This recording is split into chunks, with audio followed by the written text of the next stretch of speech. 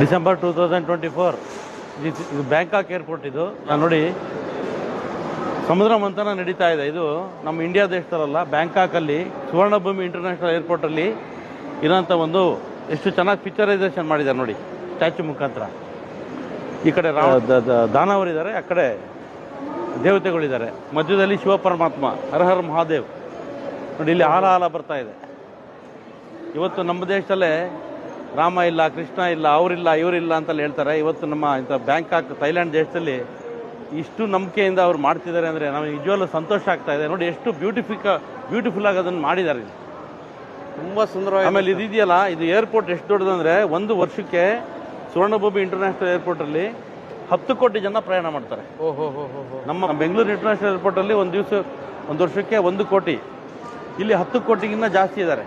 ನೋಡಿ ಎಲ್ಲ ನಮ್ಮ ಇಂಡಿಯಾ ಆಲ್ ಓವರ್ ವರ್ಲ್ಡಿಂದ ಬರ್ತಾರೆ ಇಲ್ಲಿಗೆ. ಇಷ್ಟು ಬ್ಯೂಟಿಫುಲ್ ಆಗಿ ಇರೋದು ನನಗೆ ಭಾರಿ ಸಂತೋಷ ಆಗ್ತಾ ಇದೆ. Thank you. ಥರ ನನಗೆ ರೋಮಾಂಚನ ಆಗ್ತಾ ಇದೆ.